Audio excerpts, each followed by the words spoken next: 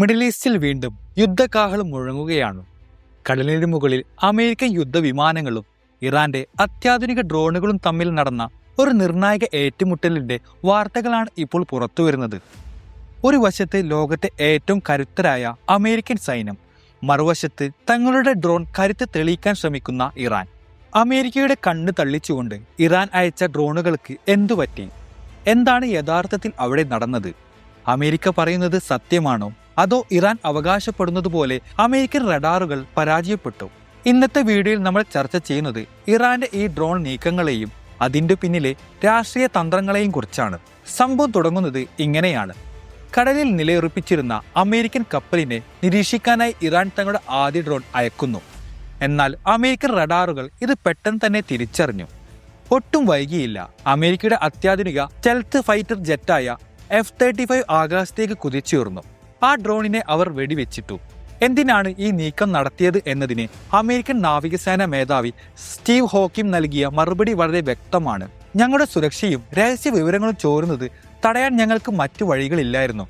American കപ്പലുകളുടെ കൃത്യമായ സ്ഥാനം മനസ്സിലാക്കി ഒരു ആക്രമണത്തിന് ഇറാൻ പദ്ധതി ഇടുന്നുണ്ടോ എന്നതായിരുന്നു അമേരിക്കയുടെ പ്രധാന ആശങ്ക. എന്നാൽ കഥ ഇവിടെ അവസാനിക്കുന്നില്ല.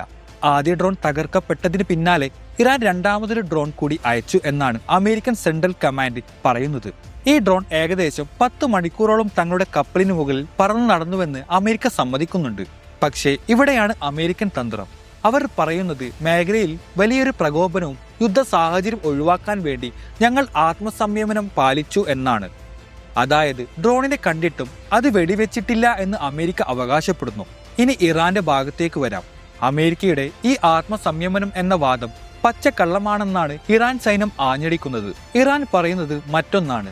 ഞങ്ങൾ അയച്ച രണ്ടാമത്തെ ഡ്രോൺ അമേരിക്കയുടെ അത്യാധുനിക റഡാറുകളിൽ പോലും പെട്ടിട്ടില്ല. 10 മണിക്കൂർ വിജയകരമായി അവരുടെ കപ്പലുകളെയും നീക്കങ്ങളെയും ഒബ്സർവ് ചെയ്ത ശേഷം ഡ്രോൺ സുരക്ഷിതമായി തിരിച്ചെത്തി. തങ്ങളുടെ ഓപ്പറേഷൻ 100% വിജയമായിരുന്നുവെന്നാണ് ഇറാൻ അവകാശപ്പെടുന്നത്. ലോകത്തെ ഏറ്റവും മികച്ച റഡാറുകൾ എന്ന് അമേരിക്ക വിശേഷിപ്പിക്കുന്ന സംവിധാനങ്ങൾ പോലും ഇറാന്റെ ഡ്രോൺ സാങ്കേതിക വിദ്യക്ക് മുന്നിൽ തോറ്റുപോയി എന്നാണ് അവർ ലോകത്തോട് പറയുന്നത്. ആര് പറയുന്നത് വിശ്വസിക്കണം എന്നത് ഇപ്പോഴും ഒരു ചോദ്യചിഹ്നമാണ്. എന്തിനാണ് ഈ സമയത്ത് ഇത്തരമൊരു നീക്കം? ഇതിന്റെ പിന്നിൽ കൃത്യമായ ചില രാഷ്ട്രീയ താല്പര്യങ്ങളുണ്ട്. പ്രധാനമായും ഇസ്രായേലിന്റെ റോൾ ഇവിടെ ശ്രദ്ധേയമാണ്. അമേരിക്കൻ പ്രസിഡന്റ് ഡൊണാൾഡ് ട്രംപിനെ മുൻനിർത്തി ഇസ്രായേൽ ചില നീക്കങ്ങൾ നടത്തുന്നുണ്ടെന്നാണ് റിപ്പോർട്ടുകൾ സൂചിപ്പിക്കുന്നത്.